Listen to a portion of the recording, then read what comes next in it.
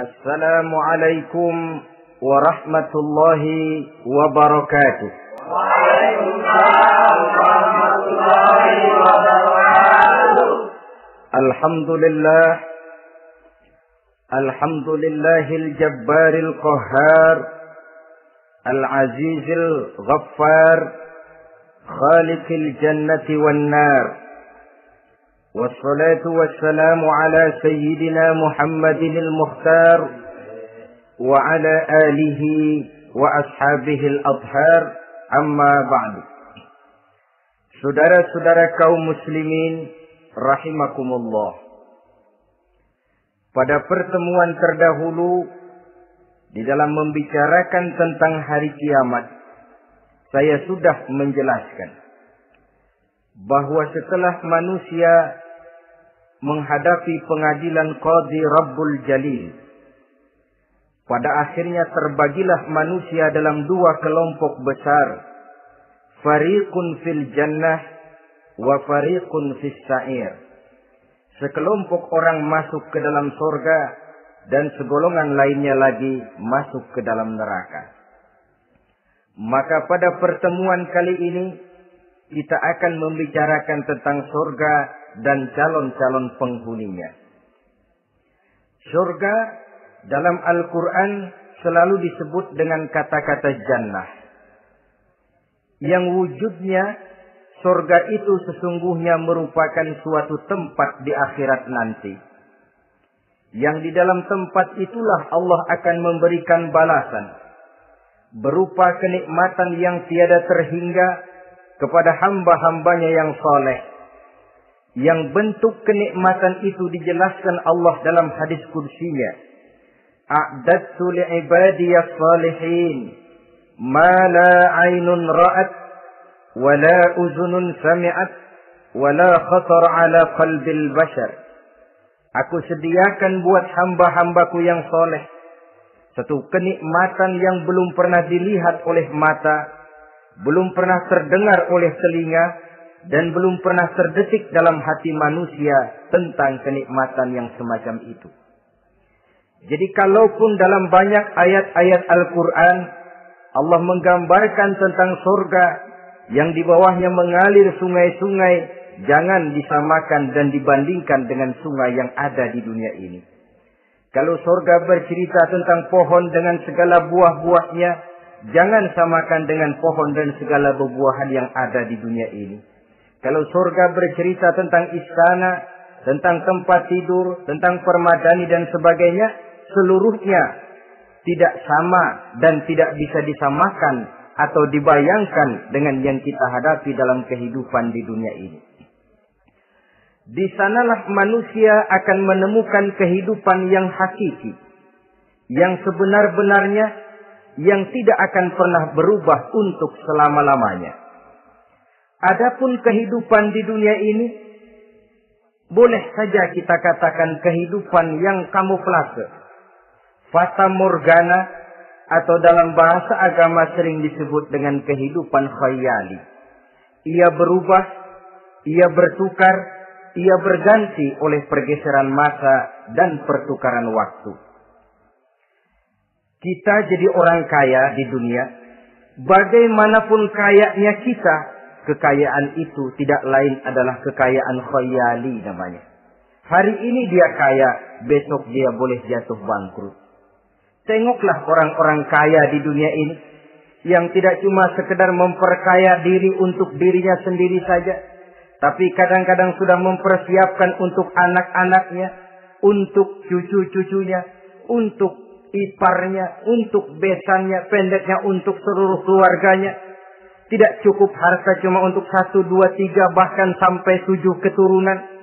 Tidak cukup dengan uang miliaran, malah triliunan. Tidak cukup dengan punya tanah yang luas, malah gunung dibeli, laut dibeli, langit pun kalau dijual mau dibeli. Sudah melampaui batas yang dinamakan kewajaran, dihinggapi penyakit rakus bin serakah alias tamak. Lalu menghalalkan segala macam cara untuk mencapai harta, padahal itu tidak lebih dari bayangan khayali. Harta yang banyak itu mampukah menolak penyakit yang hendak datang? Harta yang banyak itu, mampukah menahan tumbuhnya uban selembar di atas rambutnya? Harta yang banyak itu, mampukah mencegah sebuah giginya yang hendak permisi? Dan pada akhirnya, harta yang begitu banyak itu, mampukah menolak kedatangan malaikat maut? Sama sekali ternyata tidak. Itulah kekayaan khayali namanya. Karena itu orang yang terbuka mata hatinya, dia tidak hanya mengejar kekayaan khayali ini, dia mengejar kekayaan hakiki yang terpendam di dalam kepribadian berupa al-akhlakul karimah. Akhlak dan budi pekerti yang terpuji yang menghiasi jiwa dan kehidupannya. Ada sifat sabarnya, ada sifat syukurnya, ada sifat qanaahnya, dan segala macam akhlak yang terpuji. Itulah kekayaan jiwa yang tidak bisa dinilai dengan materi. Kita punya pangkat, jabatan, kedudukan tinggi, pangkat apapun di dunia ini, sesungguhnya tidak lebih dari pangkat khayali. Buktinya bahwa dia pangkat khayali, pangkat di dunia ini selalu ada bekasnya. Saudara kenal ada bekas camat? Ada? Ada bekas lurah, ada bekas gubernur, ada bekas menteri, ada bekas presiden. Hari ini dia lurah, besok bekas lurah. Hari ini dia camat, besok bekas camat. Hari ini dia menteri, besok bekas menteri. Pangkat khayali.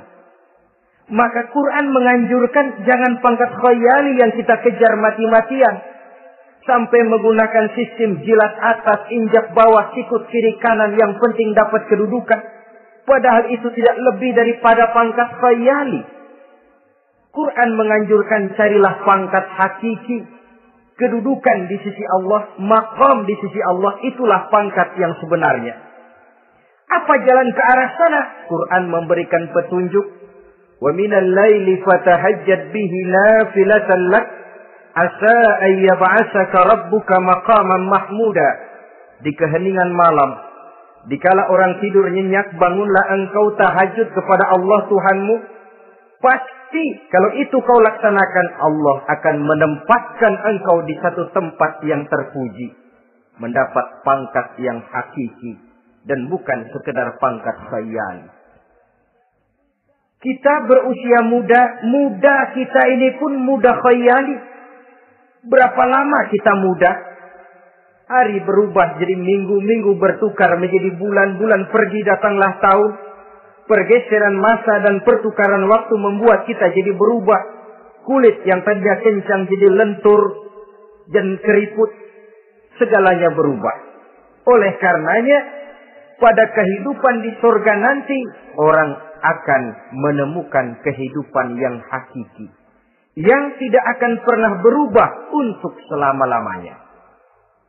Nah, kita akan mulai dengan menjelaskan bagaimana sebenarnya keadaan surga itu.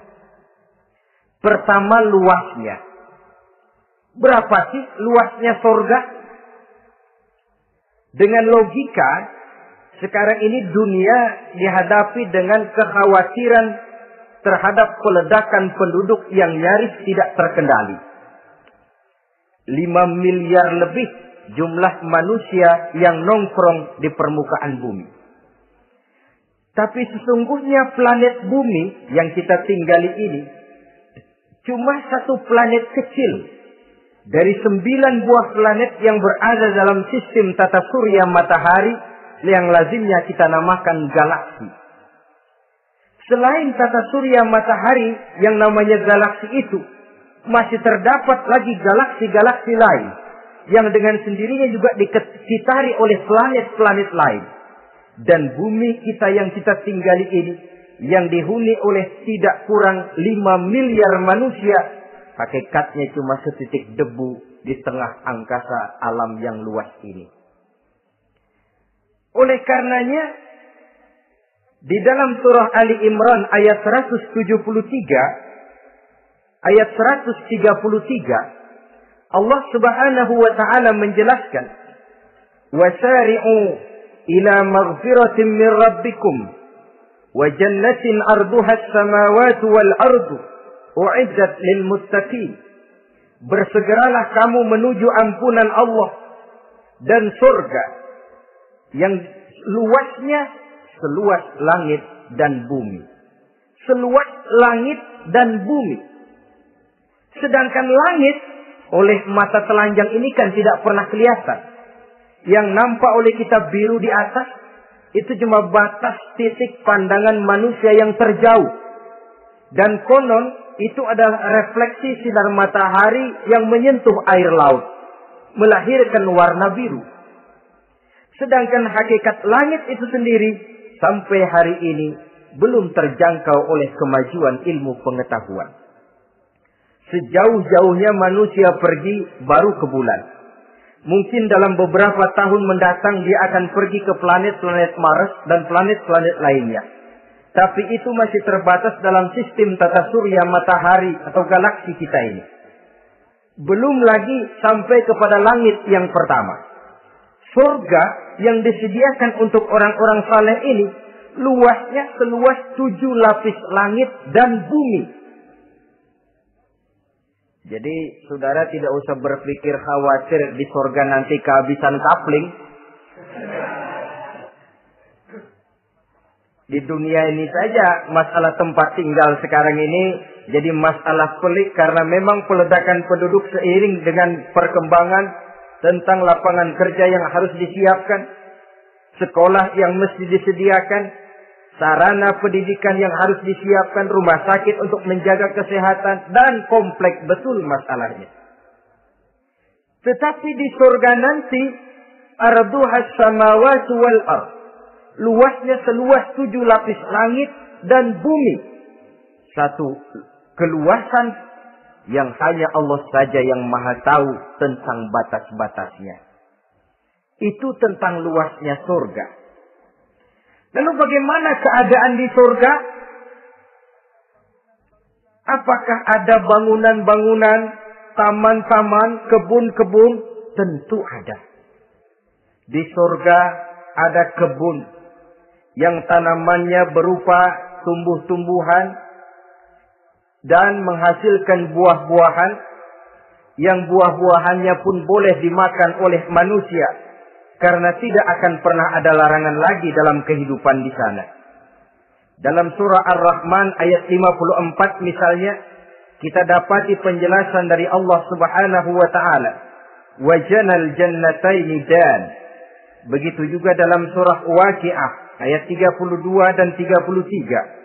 Allah menjelaskan wa fakihatin katsiratin la maqtu'ati wa la mamnu'ah.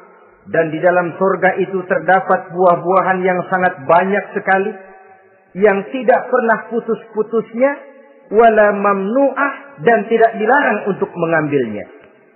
Yang dimaksud la maqtu'ah tidak terputus artinya buah-buahan di surga itu begitu kita petik keluar lagi gantinya. Dipetik lagi keluar lagi gantinya. La maqtu'ah, tidak pernah putus. Lain kan pohon di dunia ini. Ini hari kita petik keluar lagi kapan? Musim tahun depan. Nungguin kita. La maqtu'ah, tidak pernah terputus buah-buahan itu. Wala mamnu'ah, dan tidak terlarang untuk memetiknya. Adakah pohon pisang? Pohon pisang ada. Anggur banyak. Delima pun ada. Tetapi sekali lagi, bagaimanapun hakikat buah di surga cuma sama dalam nama, tapi lain dalam wujudnya. Nanti saudara pikir, di surga pisang. Di sini juga banyak kalau cuma pisang mah. Di surga anggur. Di pasar banyak anggur. Ini cuma nama yang sama. Hakikatnya tentu berbeda. Sebab kalau hakikatnya juga sama, ya nggak usah sampai ke akhirat. Di sini pun cukup. Adanya nama-nama ini cuma untuk memberikan gambaran tentang buah-buah yang ranum, yang nikmat, yang lezat, dan yang digemari oleh manusia. Dan jangan heran, kalau di dunia ini biasanya pohon itu akarnya di bawah, buahnya yang di atas. Maka di surga nanti terbalik pohon itu. Akarnya yang di atas, buahnya yang ke bawah. Sehingga orang nggak perlu tangga, Dan ngambil buah tinggal metik saja, nggak perlu naik, nggak perlu manjat, nggak perlu bersusah payah. Saudara-saudara kaum muslimin rahimakumullah. Kemudian bangunannya bagaimana? Surga itu pun bertingkat. Di dalam Al-Furqan ayat 10 Allah Subhanahu wa taala menjelaskan, Tabarakalladzi in syaa'a ja'ala laka khairan min dzalik jannatun tajri min tahtiha al-anhar wa yaj'al laka qusura. Maha suci Allah yang apabila ia menghendaki dijadikannya untuk kamu yang lebih baik daripada kehidupan dunia ini, yaitu surga yang di bawahnya mengalir sungai-sungai dan dibangunkannya untuk kamu istana-istana di dalam surga. Jadi bangunan di surga pun berbeda sesuai dengan amalan orang yang masuk ke dalamnya. Seperti halnya perumahan di dunia ini, ada yang masuk kelas pondok indah, ada juga yang masuk kelas pondok pindah. Itu kan tidak sama itu. Ada pondok indah, ada pondok pindah. Sudah pondok pindah lagi. Kenapa bisa berbeda begitu? Ya tergantung kekuatan ekonominya. Makin tinggi nilai kekuatan ekonominya, makin mampu dia mendirikan istana di dunia. Tapi di surga nanti yang bikin mampu bukan ekonomi. Yang bikin mampu adalah amalan pada waktu hidup di dunia. Makin banyak amalnya, dengan sendirinya makin baguslah istananya di surga. Tetapi yang namanya surga dapat empernya juga sudah lumayan betul itu. Seemper-empernya surga masih jauh lebih baik daripada sebagus-bagus istana di dunia ini. Taj Mahal, bangunan yang mengagumkan. Istana Raja Persia, bangunan yang menggiurkan. Sehebat-hebatnya istana dunia, masih jauh lebih mending empernya surga. Konon ya, menurut satu riwayat, baunya surga itu sudah bisa dicium 40 tahun perjalanan. Menurut riwayat lain, 500 tahun perjalanan. Menurut riwayat satu lagi, 70 tahun perjalanan. Baunya surga sudah dapat dicium oleh manusia. Saudara-saudara kaum muslimin rahimakumullah. Nah, di dalam bangunan-bangunan surga itu, seperti halnya terdapatlah kamar-kamar ghuraf dalam istilah Quran itu, yang juga berisi divan, ranjang, tempat-tempat tidur yang indah-indah, dilengkapi dengan kasur-kasur yang tebal dan empuk, bantal dan permadani yang daripadanya bertahtakan emas. Terulah tempat tidur paling menggiurkan kita zaman sekarang ini yang namanya Dunlopillow atau Alga Spring Bed. Sejauh itu bayangan kita menggambarkan masih belum apa-apanya ketimbang tempat tidur yang ada di surga itu nanti. Saudara-saudara kaum muslimin, apakah juga penduduk surga makan, minum, memakai pakaian? Iya. Mereka akan beroleh gelas, piala, kendi, cerek, dan piring-piring yang terbuat dari emas dan perak. Tentu tidak usah gambarkan lagi macam emas dan perak di dunia. Emas dan peraknya akhirat, saudara-saudara. Tetap saja mana ainun ra'at, wala uzunun sami'at, wala khatara fi qalbil bashar. Belum pernah dilihat mata, belum pernah didengar telinga, dan belum pernah terdetik dalam hati manusia tentang wujud yang semacam itu. Apa pakaian mereka? Pakaian penduduk surga dari sutra yang lembut dan tebal, berwarna hijau. Kemudian saudara-saudara, sungai juga mengalir di sana. Mata airnya antara lain berwarna jernih. Ada yang air susu, ada yang sungai madu, ada yang khamar atau sungai arak. Dan penduduk surga boleh meminumnya. Tidak ada larangan sama sekali. Timbul pikiran konyol, kalau di surga orang pada minum arak, apa banyak yang teler di surga? Ya tentu tidak. Sebab di sana saya katakan tadi kehidupan yang hakiki. Segalanya diperbolehkan, segalanya dipersilahkan. Nah, lalu untuk masuk ke surga itu apa melalui pintu? Memang melalui berbagai macam pintu. Dan ada pintu-pintu khusus yang tidak boleh dimasuki orang lain. Sayyidina Abu Bakar Siddiq radhiyallahu an pernah bertanya tentang hal itu kepada baginda Nabi. Ya Rasul, apakah di surga ada pintu-pintu khusus? Ada, Abu Bakar. Ada di dalam surga itu pintu yang namanya Rayyan. Tidak boleh masuk ke pintu itu melainkan orang-orang yang puasa. Orang-orang yang rajin puasa, mereka akan masuk ke surga melalui satu pintu yang dinamakan Babur Rayyan atau pintu Rayyan. Ada pintu jihad yang masuk lewat itu hanya mereka orang-orang yang waktu di dunia sepanjang hidupnya berisi jihad, menegakkan dan meninggikan kalimat Allah. Ada Babus Sedekah, pintu yang hanya boleh dilewati oleh orang-orang yang rajin bersedekah, ringan tangan dalam memberikan bantuan kepada orang-orang yang memang memerlukannya. Dan setiap orang melalui pintu yang sesuai dengan amalannya masing-masing. Ketika itu Abu Bakar bertanya, ya Rasul, apa ada orang yang dipanggil dari tiap pintu? Tiap pintu manggil dia. Kata Nabi, ada Abu Bakar, dan saya doakan kau masuk salah satu di antara orang yang dipanggil dari tiap pintu. Ini orang multi komplek ini. Puasa, dia ahli puasa. Soal jihad, sepanjang hidupnya dia jihad. Sedekah memang tangannya pemurah. Tahajud memang tiap malam. Sementara itu akhlaknya luhur. Tiap pintu manggil dia. Dalam hadis ada juga perempuan yang bernasib baik. Dijelaskan oleh Nabi. Iza sallatil mar'atu khamsaha. Wa shamat sahraha. Wa hafizat farjaha. Wa ata'at zawjaha. Qila laha udkhuli min ayyi abwabil jannati syi'ti. Apabila seorang perempuan, dia kerjakan sholat yang 5 waktu, dia puasa di bulan Ramadan, dia jaga kehormatan dirinya, kemudian dia taat kepada suaminya, di akhirat nanti dikatakan kepada perempuan tadi, wahai perempuan, udkhuli min ayyi abwabil jannati syi'ti. Masuklah kamu ke dalam surga dari pintu mana saja yang kamu mau. Disuruh pilih, saudara-saudara. Nah, kalau kita waktu di dunia ini tidak ada keistimewaan amal, bingung mau masuk pintu mana. Ramadan puasanya kayak gendang. Depan doang sama belakang, penutupan sama pembukaan, peserta kehormatan. Tengah-tengahnya kosong.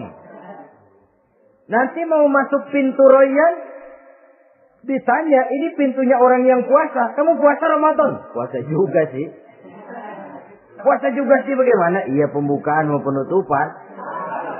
Tengahnya kosong. Nggak bisa lewat pintu sini. Cari pintu lain saja. Mau masuk kita lewat pintu jihad. Ditanya lagi, kamu lewat sini apa merasa pernah berjuang membela agama waktu di dunia? Mau lewat pintu sholat, apa kau termasuk orang yang konsekuen menjaga sholat? Bersyukurlah kita kalau tiap pintu memanggil. Kalau tidak, adalah salah satu amal kita yang menunjukkan keistimewaan kita. Karena itu beramal nggak perlu banyak. Yang penting rutinnya, istiqomahnya. Ahabbul a'mali indallah adwamuha wa in qalla. Amalan yang paling dicintai Allah yang dikerjakan secara tuntas walaupun tidak banyak. Saudara baca ayat Quran nggak banyak, satu malam cuma 3 ayat, tapi rutin tiap malam 3 ayat, tiap malam 3 ayat.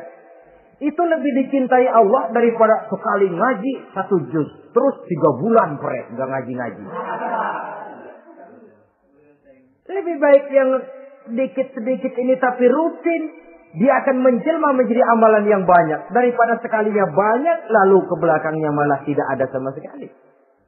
Hendaknya ada amalan-amalan kita yang menunjukkan keistimewaan dan kelak akan menjadi pintu yang kita tempuh di surga nanti.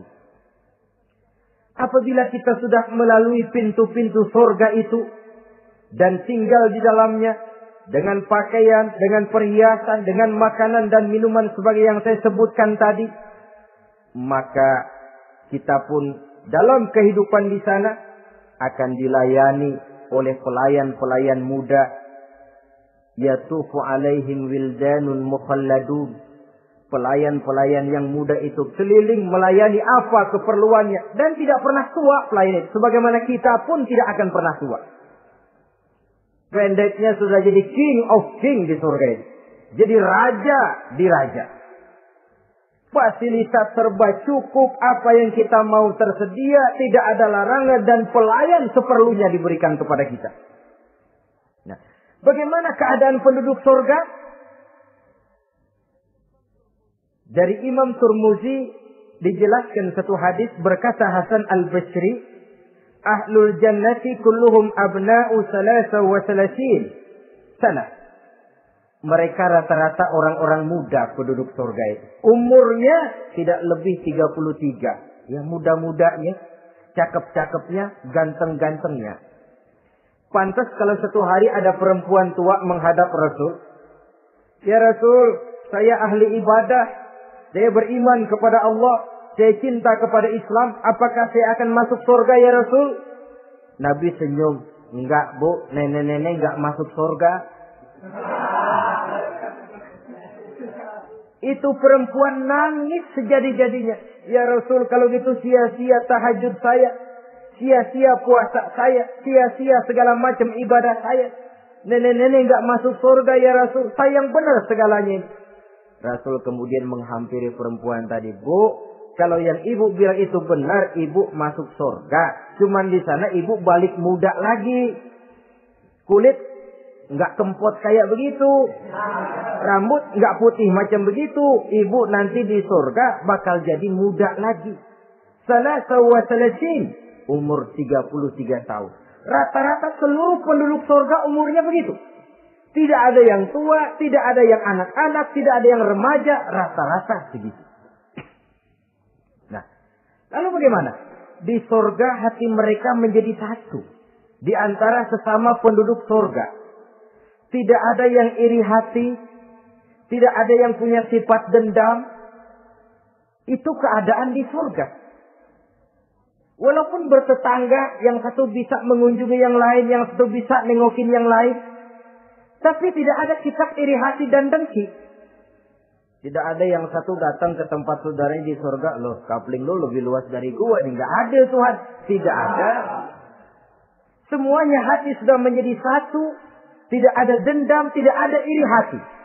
Kan jauh bedanya dengan kehidupan di dunia ini toh.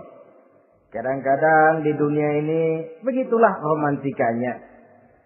Kita melarat, disuraki orang. Kita sedikit kaya, diselidiki orang.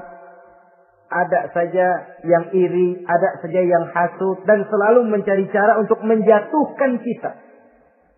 Di surga, hal semacam itu tidak akan kita temui. Orang tidak punya sifat iri hati dan dendam. Lalu bagaimana lagi keadaan penduduk surga itu? Mereka selalu merasa senang dan bahagia. Tiap hari, tiap saat yang dirasakan cuma itu saja. Tidak diselingi seperti kehidupan di dunia ini. Di mana senang berseling dengan susah, bahagia berganti dengan derita. Ada senyum bahagia, ada tangis menahan derita. Itu romantika kehidupan di dunia. Di akhirat itu tidak akan pernah ditemui dalam surga nanti. Orang selalu merasa senang karenanya di sana tidak ada keluh kesah. Tidak ada orang yang murung. Tidak ada orang yang narik nafas panjang sambil menghitung bintang di langit. Selalu merasa senang dan selalu merasa bahagia. Lalu bagaimana kondisi fisik mereka? Di surga tidak ada orang yang cacat. Baik ia cacat rohani ataupun cacat jasmani. Seperti yang kita temui di dunia ini, ada saja cacatnya. Kadang-kadang jasmani sehat, rohaninya sakit. Kadang-kadang rohaninya bagus, jasmaninya cacat. Di surga, orang sempurna, komplit, cukup. Tidak ada yang cacat rohani ataupun yang cacat jasmani. Kalau dalam kehidupan di dunia ini mereka cacat, bagaimana? Mereka akan utuh dan sempurna apabila masuk ke dalam surga. Dan di surga, sungguh pun mereka makan, sungguh pun mereka minum, mereka tidak akan pernah buang air. Baik air besar maupun air kecil. Sebab kalau makan dan minum di surga harus buang air, tentu malaikat harus menyediakan WC. Dan kalau surga sudah ada WC, tentu tinja yang repot. Saudara-saudara kaum muslimin, tidak buang air, juga tidak buang angin. Dan tidak sakit. Tidak terkena penyakit. Penyakit apapun namanya, sudah di surga itu daerah bebas penyakit. Jadi barangkali kalau keluar ke halaman surga nggak pakai baju masuk angin, tidak. Sebab di sana repot nyari duit kerokan. Segalanya sempurna, segalanya cukup. Lalu bagaimana kalau tiap saat mereka makan, tiap saat mereka minum tapi tidak buang air? Konon keringat yang keluar dari mereka, tubuh mereka. Dan keringat yang keluar itu mengandung bau kasturi yang amat sangat harum baunya. Saudara-saudara, kemudian penduduk surga itu oleh Allah diberikan teman hidup yang namanya bidadari. Makhluk Allah yang teramat sangat cantiknya, yang tidak bisa kita bayangkan macam apa cantiknya. Barangkali kalau kita menonton film, kita kagum dengan bintang-bintang film kenamaan yang cantiknya selangit. Itu mah belum ada seujung kukunya dari para bidadari. Mereka dalam Quran disebut azwajun mutahharah, istri yang disucikan. Apa pengertian suci di sini? Belum pernah tersentuh sebelumnya, baik oleh manusia, baik oleh jin, baik oleh malaikat sekalipun. Jadi memang orisinil, build up dari sononya belum kepake. Khusus untuk manusia yang masuk surga. Belum pernah kepegang sama manusia. Jangankan manusia, jin dan malaikat saja belum pernah megang. Lahirkan di dunia sekarang ini kita mau cari barang orisinil sudah repot.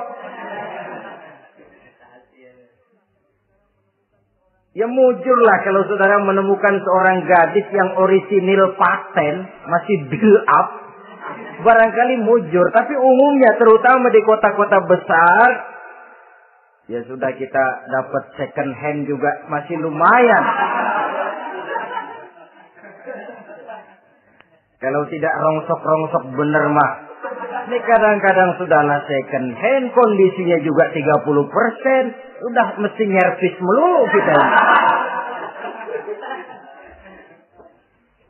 Saudara-saudara, azwajun mutahharah, belum pernah tersentuh oleh siapapun. Lalu makna tahara ini, mereka selalu suci. Tidak pernah baik menstruasi atau mencret. Tidak pernah. Nah kalau perempuan kita, istri-istri kita di dunia ini kan 1 minggu dalam sebulan terkena dapat fasilitas dia untuk tidak sholat, untuk tidak ibadah, masa haid itu. Perempuan di surga yang namanya bidadari tidak akan pernah mengalami haid. Lalu apalagi keistimewaannya? Selalu perawan. Tidak pernah janda. Walaupun tiap hari dipakai, habis dipakai perawan lagi. Saudara-saudara yang saya hormati, itu diperuntukkan untuk penduduk-penduduk surga. Nah itu laki-laki itu. Iya, kalau perempuan bagaimana? Satu riwayat menjelaskan mereka akan menjadi ratu di surga. dengan segala kenikmatan yang juga tidak pernah mereka bayangkan sebelumnya.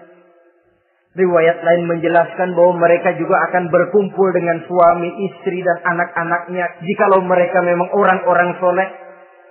Ada juga riwayat lemah menjelaskan bahwa mereka akan mendapat bidadara istilahnya. Saudara-saudara kaum muslimin rahimakumullah. Pendeknya surga dan seluruh kenikmatan yang ada di dalamnya tidak pernah mata melihat, belum pernah telinga mendengar, belum pernah terdetik dalam hati manusia. Oh, di surga begini kali ya. Berbeda dengan itu. Oh, bidadari begini kali ya. Kalau masih begini kali ya, masih bisa dibayangin. Ini sudah nggak bisa dibayangin. Jadi nggak usah begini ya begitu ya. Saudara-saudara, apabila orang sudah masuk ke dalam surga, bertemu dengan sesama teman waktu di dunia, surah At-Tur menjelaskan ayat 25-26, wa aqbala ba'dhum 'ala ba'di yatasaalun qalu inna kunna qablu fi ahlina musyrikin famanna Allahu 'alaina wa waqana 'adzabas samum. Apabila mereka telah masuk ke dalam surga, sebagian yang lain berkunjung kepada sebagian yang lain. Cara kita belah sono, ini teman kita dulu waktu dunia, yuk samperin yuk. Ba'duhum ala ba'di yatasaalun, saling tanya menanya. Kalau istilah kita, sampai juga kemari? Iya. Saya waktu di dunia dulu sebenarnya sudah khawatir takut mendapat azabnya Allah, tapi Allah memberikan karunia kepada saya diselamatkan dari azab, dari mara bahaya neraka, sampailah saya ke dalam surga ini. Alhamdulillah. Bagaimana kabarnya ini? Alhamdulillah saya juga sampai ke surga ini. Si fulan bagaimana? Nyangkut kali dia mah di neraka. Yatasaalun, saling tanya menanya hal ihwal dan keadaan mereka. Tapi satu hal yang jelas, saudara-saudara, di surga nanti itu tidak ada perkataan yang sia-sia, tidak ada ucapan kotor, tidak ada omongan keji, dan tidak ada omongan kosong. Tidak ada omongan yang sia-sia, ucapan-ucapan yang kotor, mencaci maki, itu tidak ada. Karena sifat marah pun tidak ada dalam surga. Kalau di sini kadang-kadang sedikit marah sudah semrawut, kata-kata kita sudah out of control. Di sana tidak ada kata-kata kosong yang tidak ada manfaat dan tidak ada gunanya.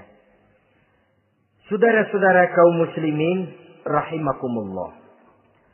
Kemudian yang terakhir, kita akan membicarakan apa saja nama-nama surga itu dan siapa calon orang-orang yang masuk ke dalamnya.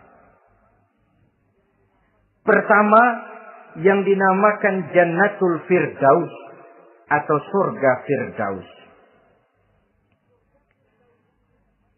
Surga Firdaus ini oleh Allah Subhanahu wa taala disediakan untuk orang yang dijelaskan dalam surah Al-Mu'minun ayat 1 sampai dengan 11. Qad aflahal mu'minun.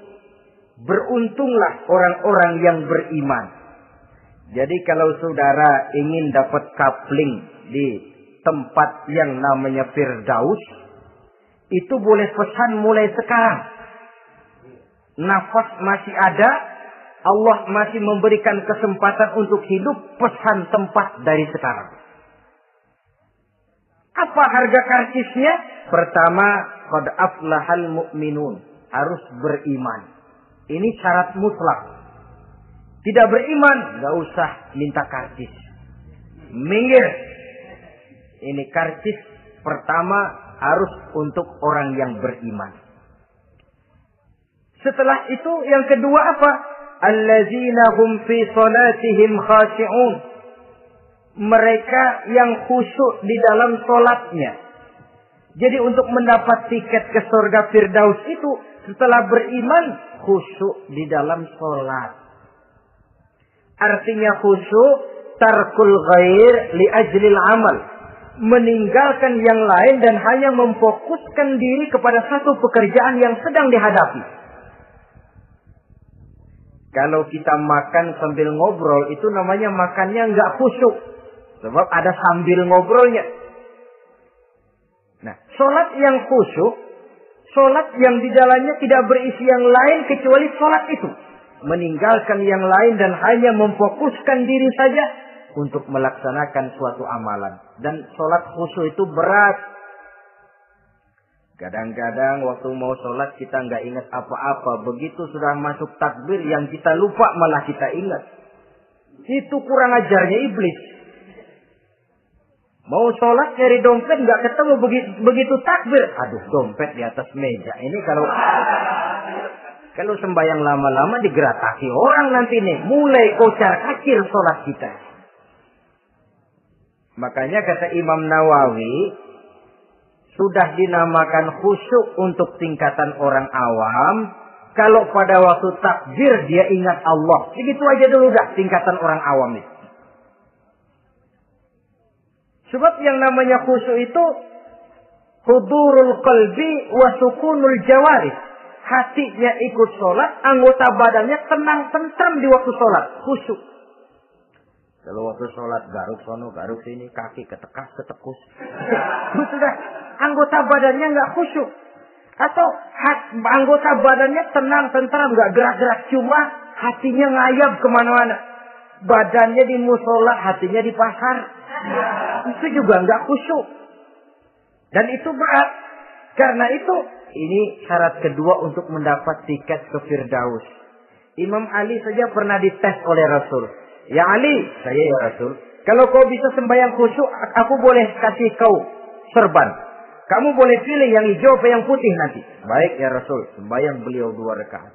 Selesai salam ditanya, yang mana sorbannya Li? Kata Imam Ali, yang hijau ya Rasul. Belum nengok, udah yang hijau ya Rasul. Kata Nabi, kalau begitu ente nggak khusyuk Li. Kenapa? Mungkin tadi waktu sujud mikirin, ntar kalau gua ditawarin milih yang hijau aja dah. Belum nengok sudah menjawab. Saudara-saudara, yang ketiga, wallazina hum 'anil lagwi mu'ridun. Orang-orang yang menghindarkan diri dari ucapan dan perbuatan yang sia-sia, yang tidak ada gunanya. Ini tiket yang syarat yang ketiga untuk mendapat tiket ke Firdaus itu menghindarkan diri baik dari ucapan ataupun perbuatan yang sia-sia, yang tidak ada nilainya baik dalam pandangan manusia, lebih-lebih lagi dalam pandangan Allah. Yang keempat, wallazina hum lizzakati fa'ilun. Mereka yang aktif membayar zakat. Kemudian yang kelima, wallazina hum li furujihim hafizun illa ala azwajihim aw ma malakat aymanuhum fa innahum ghairu malumin. Orang-orang yang memelihara kehormatan dirinya kecuali kepada istrinya atau kepada budak sahayanya. Pandai mengendalikan nafsu, tidak terperosok memperturutkan syahwatnya. Yang keenam, wallazina hum li amanatihim wa ahdihim ra'un. Orang yang pandai menjaga amanah dan pandai menepati janji. Saudara-saudara, kalau janji ditepati, sebab janji adalah hutang. Yang ketujuh, wallazina hum ala salawatihim yuhafizun. Mereka juga selalu memelihara. Tidak cuma sekedar khusyuk, tapi memelihara solat dengan baik. Ayat ke-11 dari Al-Mu'minun ini ditutup oleh Allah dengan jelas. Ulaika humul warisun allazina yarisuna al-firdausa hum fiha khalidun. Mereka itulah para ahli waris yang akan menerima warisan berupa surga Firdaus dan mereka kekal di dalamnya. Kalau tadi sudah kita tangkap bahwa begitu besar kenikmatan yang ada di dalam surga, ternyata barang yang mahal memang tidak mudah untuk didapat.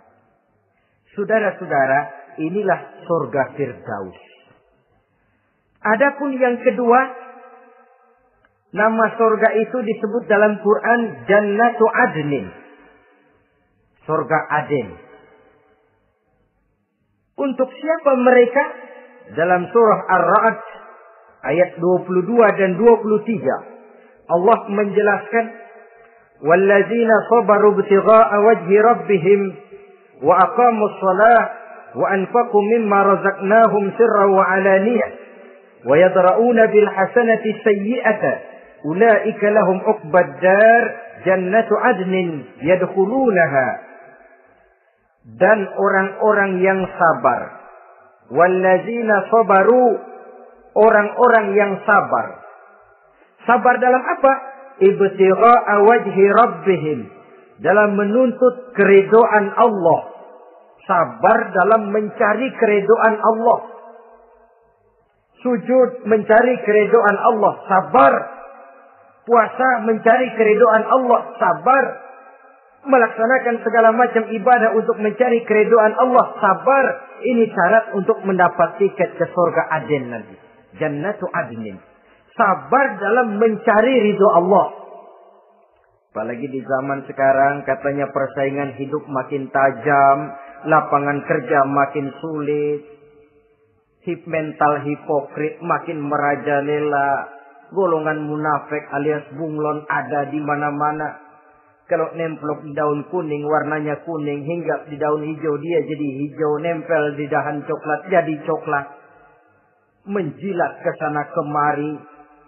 Bukan untuk mendapat ridho Allah kadang, tapi untuk mendapat ridho atasannya. Mendapat restu atasannya. Ini kan realita dalam kehidupan. Saudara-saudara, mencari muka. Padahal seorang muslim ibtigha'a wajhi rabbihim, sabar dalam mencari ridho Allah. Lalu wa aqamus shalah, mereka mendirikan salat. Di sini hanya pengertian umum, mendirikan salat. Kalau dalam Firdaus tadi ditegaskan, tidak cuma sekedar mendirikan, tapi juga khusyuk dan memelihara. Ini mendirikan, saudara-saudara. Maaf, ada orang yang mengerjakan sholat, ada orang yang mendirikan sholat. Apa bedanya itu? Kalau mengerjakan sholat cuma sekedar gugur kewajiban. Pokoknya gugur kewajiban beres. Kadang-kadang pulang sembahyang Jumat nyabet sendal. Enggak sembahyang dia. Sembahyang. Kok nyolong sendal pulangnya? Itu baru ngerjain sholat. Belum mendirikan sholat. Kalau mendirikan sholat, selesai sholat, ajaran sholat diterjemahkan dalam kehidupan. Itu mendirikan namanya. Ada istimror, kontinuitas alias kesinambungan. Selesai sholat, akhlak sholat, ajaran sholat diterjemahkan di luar sholat. Itu makna aqamus sholat. Apalagi syarat yang ketiga untuk mendapat tiket ke surga Aden ini? Wa anfaqu mimma razaqnahum sirran wa 'alaniyah. Menginfakkan, membelanjakan di jalan Allah rezeki yang diberikan kepada mereka, baik terang-terangan maupun sembunyi-sembunyi.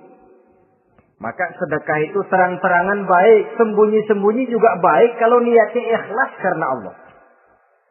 Terang-terangan baik. Kenapa? Untuk merangsang orang lain supaya berbuat seperti kita. Bukan untuk dipuji. Bukan untuk mendapat ria. Saudara-saudara, saya yang miskin nyumbang 100.000. Saudara berapa yang kaya? Ini boleh untuk merangsang orang lain. Tapi kalau untuk ria, itu tentu dilarang oleh agama. Terang-terangan boleh. Sembunyi juga boleh. Bahkan itu yang dianjurkan oleh Nabi. Tangan kiri tidak tahu apa yang diberikan oleh tangan kanannya. Saudara-saudara, lalu yang keempat, wa yadra'una bil hasanati sayyi'ata. Mereka menolak kejahatan dengan kebaikan. Dia hanya tidak berteriak-teriak tentang kemiskinan, tapi melakukan usaha bagaimana mengatasi kemiskinan. Dia tidak hanya berteriak dengan mengemukakan berbagai macam kemunkaran, tapi mengimbanginya dengan menanamkan segala macam kebajikan. Seperti sekarang ini tuh. Air saja kalau cuma dibendung tapi tidak disalurkan kan ngebludak, jebol bendungan. Kita cuma teriak anak-anak muda dihantam oleh kebudayaan barat yang merusak moral. Tapi mana kebudayaan Islam kita? Gak pernah kita timbulkan. Musuh kita adalah kemiskinan dan kebodohan, jelas. Tapi apa langkah ekonomi yang kita lakukan untuk mengatasi kemiskinan? Dan bagaimana upaya kita meningkatkan mutu pendidikan? Kadang-kadang yang mutunya baik, mahalnya nggak kejangkau oleh lapisan rakyat yang di bawah, menengah ke bawah ini. Itu yang jadi problem. Orang yang mendapat tiket ke surga Adnan ini, mereka menolak kejahatan dengan mengimbanginya, melakukan kebajikan. Tidak cuma teori, tidak cuma propaganda, tapi ada langkah konkret bahwa untuk membentengi kemaksiatan harus diperbanyak munkar. Untuk mengimbangi segala macam perbuatan durjana harus dikembangkan majelis taklim pesantren, menghidupkan akhlak Islamiyah dalam kehidupan sehari-hari. Wa yadra'una bil hasanati sayyi'ah. Orang semacam itulah yang akan mendapat tiket ke surga Aden atau Jannatu Adnin nanti. 2. Adapun surga yang ketiga dinamakan Jannatun Naim. Surga Naim. Naim mengandung arti penuh kenikmatan. Tiketnya sederhana saja. Al-Qalam ayat 34. Inna lil muttaqina inda rabbihim jannatu na'im. Sesungguhnya bagi orang-orang yang bertakwa kepada Allah, mereka akan mendapat balasan berupa jannatun na'im. Surga Naim namanya. Jadi tidak banyak untuk mendapatkan surga Naim ini, cuma takwa. Cuman takwa yang jadi banyak. Apa itu takwa? Sekarang ini kan takwa jadi lalap. Dan orang sering menggunakan istilah agama di zaman sekarang ini untuk maksud yang tidak sama dengan maksud agama. Padahal takwa ini jelas. Sebelum Islam datang ke Indonesia, kita orang Indonesia tidak kenal kata-kata takwa. Maka kalau harus menggunakan kata takwa, pengertiannya harus dikembalikan kepada pengertian Islam. Ini sih enggak. Orang yang mana aja kalau dilantik bertakwa kepada Tuhan yang Maha Esa, bertakwa, sampai membleh tuh beda. Bertakwa. Tapi kalau sudah megang jabatan, kadang-kadang takwa ngalor dia ngidul. Tidak relevan lagi. Lalu apa sih yang namanya takwa itu? Sederhana saja. Imtisalul awamir wajtinabun nawahi. Itulah takwa. Melaksanakan segala yang diperintah, menjauhi yang dilarang, itu takwa. Menjalankan perintah dengan meninggalkan larangan, apa bedanya? Kalau melaksanakan perintah boleh sesuai dengan kemampuan, tapi menjauhi larangan mutlak.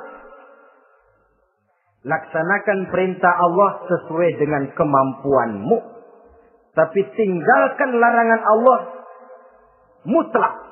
Mampu tidak mampu, tinggalkan. Enak kalau ada perintah, jauhi larangan Allah semampu kamu. Ya enak, tinggal kita milih. Saya belum mampu ninggal teler itu. Lezat itu, belum mampu. Yang boleh semampu kita melaksanakan perintah. Sholat semampu kita. Asal jangan mampu lalu pura-pura tidak mampu. Puasa semampu kita. Jihad semampu kita. Tapi kalau sudah meninggalkan larangan mutlak, mampu tidak mampu, harus ditinggalkan. Jadi kelihatannya sederhana takwa ini, tapi masalahnya rumit. Melaksanakan yang diperintah, menjauhi yang dilarang. Dan itu tiket untuk mendapatkan surga Naim atau Jannatun Naim. Yang keempat, saudara-saudara, di antara nama surga itu ada yang disebut surga ma'wa atau Jannatul Ma'wa. Apa tiket untuk sampai ke sana? Surah An-Nazi'at ayat 40 dan 41. Wa amma man khafa maqama rabbih wa naha an-nafsa 'anil hawa fa innal jannata hiyal ma'wa. Sesungguhnya orang-orang yang takut kepada larangan Tuhannya, wa nahan nafsa 'anil hawa, dan sanggup mengendalikan nafsu, sanggup mengendalikan diri dari memperturutkan hawa nafsu, fa innal jannata hiyal ma'wa, surga ma'walah tempat tinggalnya nanti. Jadi tiket ke Jannatul Ma'wa ini, pertama khafa maqama rabbih, takut kepada batas-batas yang telah ditentukan oleh Tuhannya. Ini batasnya, kamu jangan nyebrang ke sini. Ini batas yang halal, ini yang haram, ini yang hak, ini yang batil, ini yang ma'ruf, ini yang munkar. Orang yang ingin mendapat tiket ke ma'wa, dia takut batas-batas itu. Lalu sanggup mengendalikan diri, tidak sampai memperturutkan hawa nafsunya. Itu tiket ke surga ma'wa. Yang kelima dinamakan surga Darussalam atau Jannah Darussalam. Dijelaskan dalam Al-An'am ayat 126 dan 127. Wa hadza siratu rabbika mustaqima wa qad fassalna al-ayati liqaumin yatadhakkarun lahum darussalam inda rabbihim wa huwa waliyuhum bima kanu ya'malun. Inilah jalan Tuhanmu yang lurus. Telah kami pisahkan ayat-ayat kami bagi kaum yang mau berpikir. Jadi kelihatan di sini untuk mendapat tiket ke Darussalam, istiqomah mengikuti jalan lurus, istiqomah berpegang kepada Islam, dan pandai membedakan apa yang memang oleh Allah sudah dibedakan antara yang hak dan batil, antara yang benar dan salah, dan selalu ingat kepada ayat-ayat Allah. Itu surga Darussalam. Yang keenam dinamakan Darul Muqamah. Siapa penghuninya? Surah Fatir ayat 34-35. Wa qalu alhamdulillahillazi azhaba 'anna al-hazan. Inna rabbana laghafurun syakur. Allazi ahallana darul muqamah min fadlihi. La yamassuna fiha nasabun wa la yamassuna fiha lughub. Yaitu orang-orang yang senantiasa bertahmid, memuji kebesaran Allah Subhanahu wa ta'ala. Mereka akan mendapatkan Darul Muqamah. Yang ketujuh dinamakan surga Maqamul Amin. Ini pun disediakan untuk orang yang bertakwa. Seperti dalam Ad-Dukhan ayat 51. Innal muttaqina fi maqamin amin. Dan yang terakhir, yang kedelapan adalah surga khuldi atau Jannatul Khuldi. Dalam surah Al-Furqan ayat 15 dijelaskan, "Qul adzalika khairun am jannatul khuldi allati wu'ida al-muttaqun kanat lahum jazaa'an wa masira." Saudara-saudara kaum muslimin rahimakumullah. Oleh terbatasnya waktu, inilah sekelumit tentang surga dan calon-calon penghuninya. Mudah-mudahan dijadikan kita oleh Allah termasuk salah seorang di antara calon-calon yang kelak akan menjadi penghuni surga, mendapat kenikmatan yang kekal dan abadi di dalamnya. Amin ya rabbal alamin. Terima kasih atas segala perhatian. Mohon maaf atas segala kekurangan. Usikum wa nafsi bitaqwallah. Wassalamualaikum warahmatullahi wabarakatuh.